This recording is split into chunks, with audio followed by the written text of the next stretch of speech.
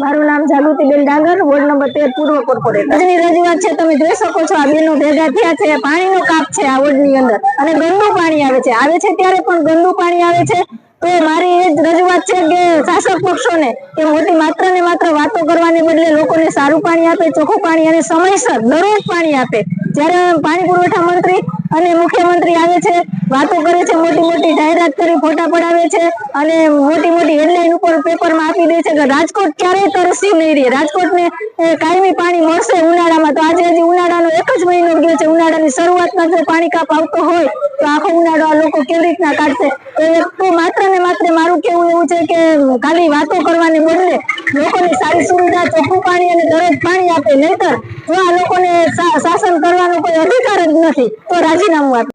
આજે ward number 13 Punitnagar પાણી ટાંકાના વિસ્તાર જે આંબેડકરનગર, ખોડિયારપરા, ગીતાનગર આ જે સ્લમ વિસ્તાર આવે છે ત્યાં પાણી કાપ ઝીકો છે અને એ પાણી ટાંકાની સફાઈની વાત કરીને ખરેખર રાજકોટના કાલા રોડ વિસ્તારની અંદર પાણી કાપ ઝીકવામાં નથી આવતો અને સ્લમ વિસ્તારમાં પાણી કાપ આપવામાં આવે। 3 દિવસ પહેલા મંત્રી આવીને એવું કહી ગયા કે તમામ વિસ્તાર રહ્યા બરોબર એમાં પાણી કાપ નહીં આવે અને રાજકોટ તરસું ન રહે, પણ અવારનવાર આ વિસ્તારની અંદર કોઈ પણ બહાને પાણી કાપ આપવામાં આવી રહ્યો છે અને લોકો હાલાકી ભોગવી રહ્યા છે।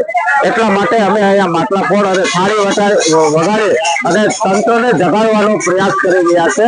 આજે મોટી સંખ્યામાં મહિલાઓ ભેગી થઈ અને થાળી વગાડી અને આનો વિરોધ પ્રદર્શન કરી રહી છે।